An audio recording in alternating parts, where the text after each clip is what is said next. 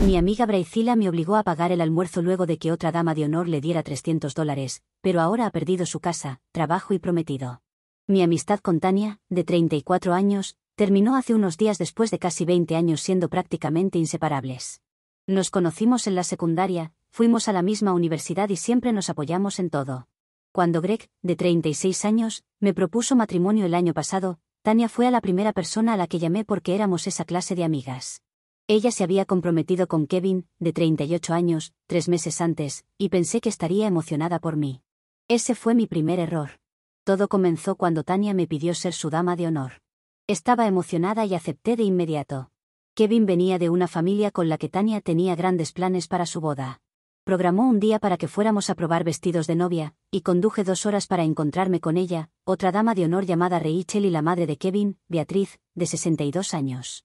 Tania sabía exactamente lo que quería.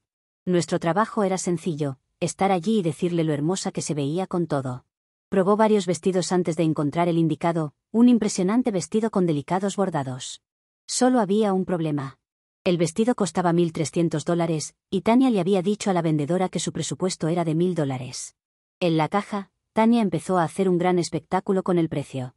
Suspiraba fuerte y hablaba sobre cómo tendría que recortar flores o centros de mesa. La vendedora que nos ayudó se quedó incómoda mientras Tania seguía con sus quejas sobre las restricciones del presupuesto. Reconocí esa táctica de inmediato. Era lo mismo que hacía cuando éramos niñas y quería que sus padres le compraran algo. Me quedé callada. Como editora freelance, apenas tenía suficiente dinero para pagar mi alquiler ese mes. Rachel intervino y ofreció pagar los $300 adicionales como un regalo anticipado de boda. Tania la abrazó para agradecerle de forma eufórica. Luego algo extraño ocurrió. Tania pagó el total del vestido, $1.300, a la vendedora y le entregó los $300 completos que Rachel le había dado como propina. He investigado esto. Dar propinas a las vendedoras de vestidos de novia no es una práctica común, especialmente no una cantidad tan grande. La vendedora nos había ayudado durante tal vez 1 hora como máximo. Vi la cara de Rachel caerse cuando se dio cuenta de que su regalo había sido entregado como propina. En el camino al almuerzo, Beatriz le ofreció a Tania una joya de familia, un collar con perlas que había pertenecido a la abuela de Kevin. Tania aceptó con lo que parecía una apreciación genuina. Fuimos a un restaurante tailandés que Tania insistió en que fuéramos, y de alguna manera terminé pagando la cuenta de todos.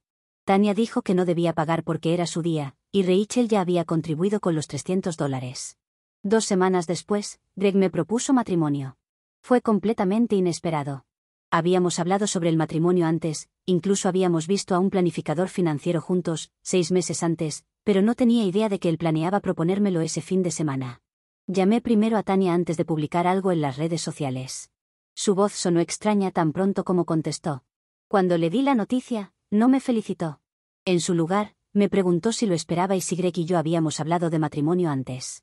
Cuando mencioné al planificador financiero, se quedó completamente en silencio. Más tarde supe que pensaba que había presionado a Greg para que me propusiera matrimonio. Después de ese incómodo momento, cambió inmediatamente de tema a sus propios problemas con Beatriz. Al parecer, Beatriz estaba contribuyendo con varios miles para el lugar de la boda, pero quería incluir a su familia extendida en la lista de invitados. Tania quería el dinero sin la obligación. Cuando le sugerí que no aceptara dinero condicionado, no quiso escucharlo. Pasé los siguientes 30 minutos escuchándola quejarse mientras yo me quedaba ahí mirando mi nuevo anillo. Cuando colgamos, mi emoción se había disuelto en confusión. Un mes después, Greg y yo comenzamos a hacer planes preliminares para la boda. La mayoría de los lugares en nuestra área ya estaban reservados para el próximo año, excepto por algunas fechas en octubre, el mismo mes que la boda de Tania. Le envié un mensaje rápido explicando que estábamos mirando fechas a principios de octubre, lo que sería al menos 2 semanas antes de su boda, y le pregunté si tenía algún evento preboda planeado, que pudiera entrar en conflicto. Su respuesta fue explosiva. El mensaje exacto decía: bueno, ayer pasamos 30 minutos hablando de cómo Beatriz está tratando de robarme el protagonismo.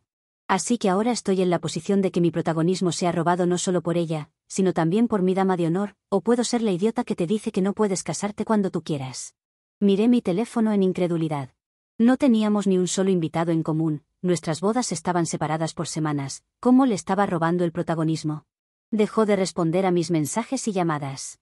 Después de unos días, le envié un mensaje más largo, explicando que solo estaba tratando de obtener información, no de pedir permiso.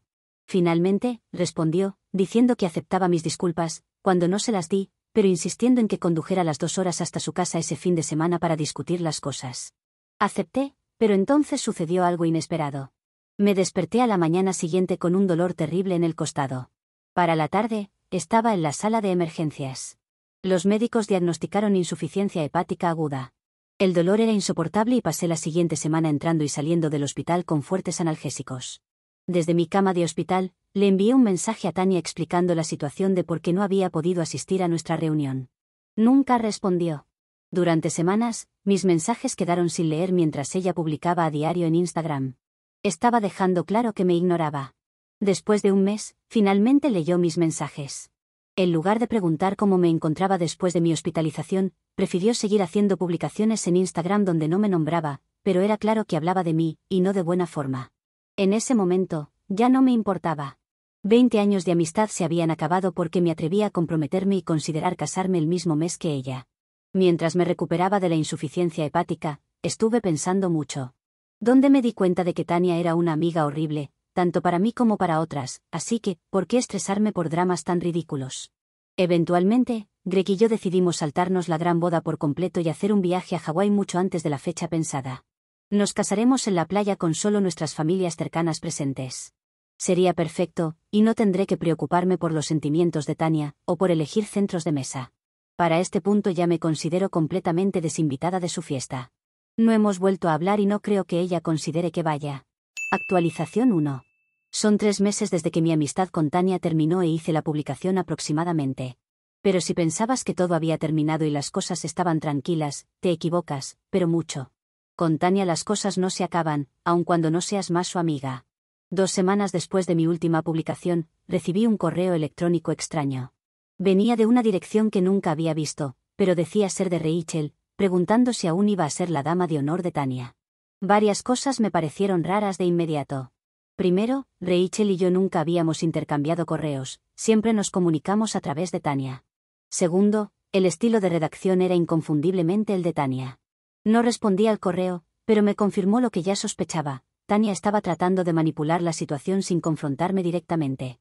El mes pasado, una amiga en común de la secundaria, Diana, se puso en contacto conmigo.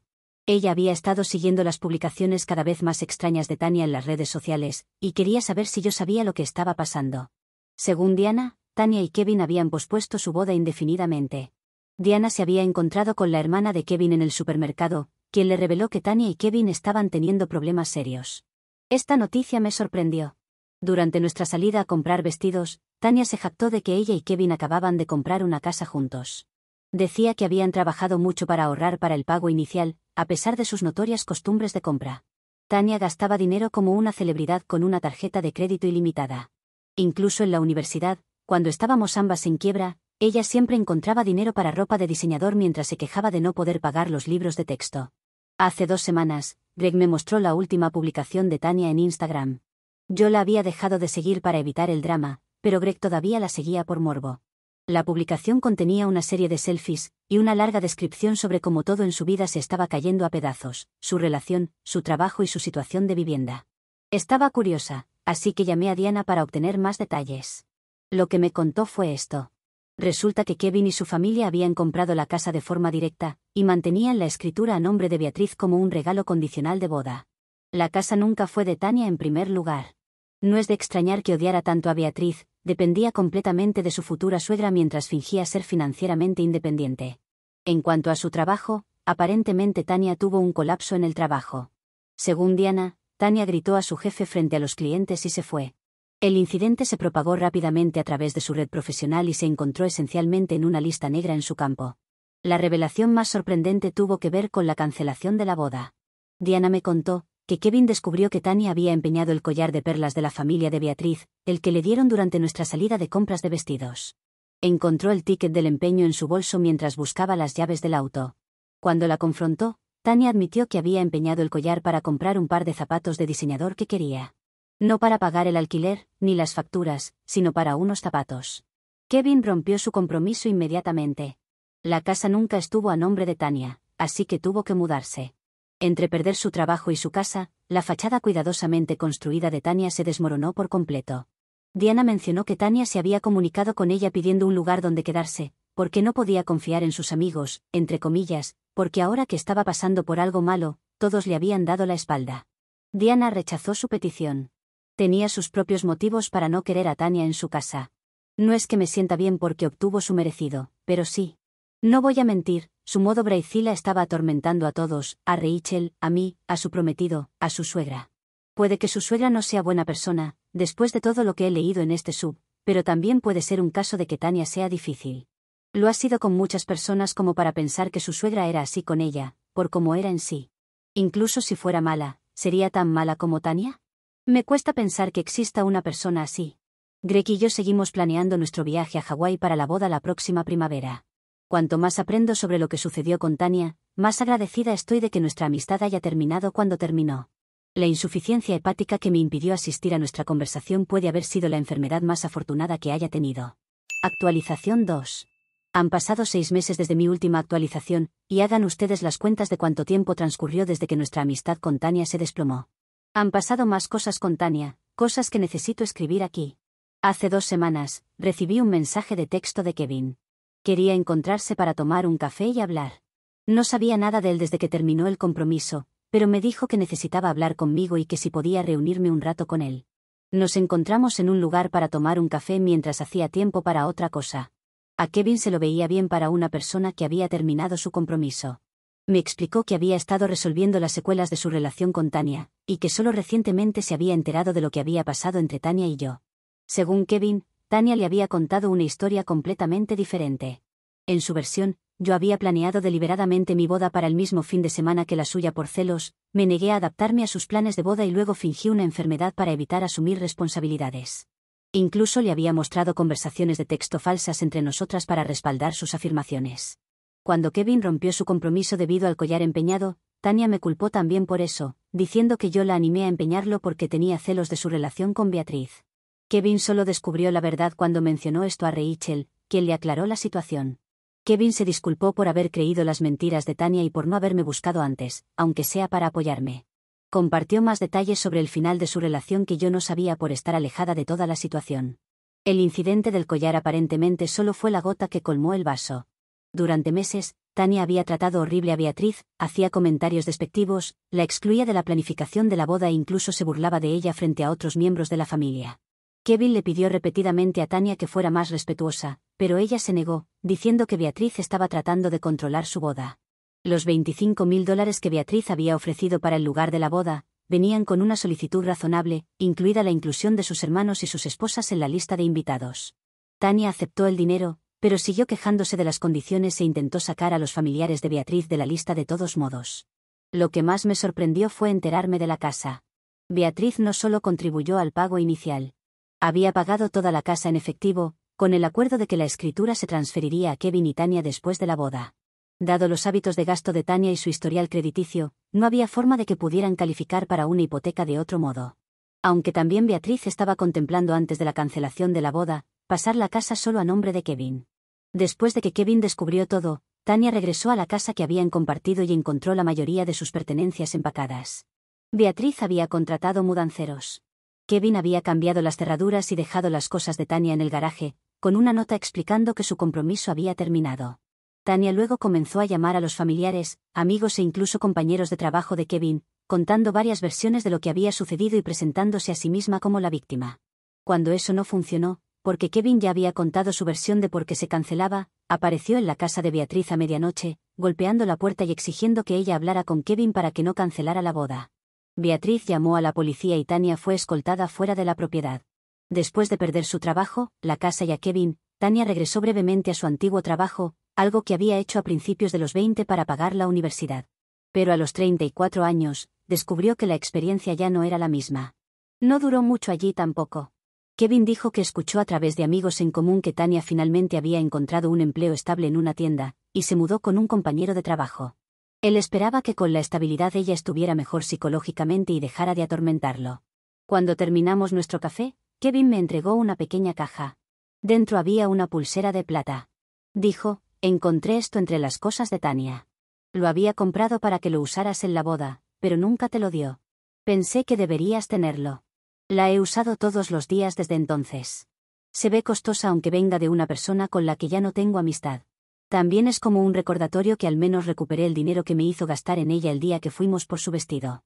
Espero que Rachel también haya recibido el suyo. Greg y yo nos casamos el próximo mes en Hawái.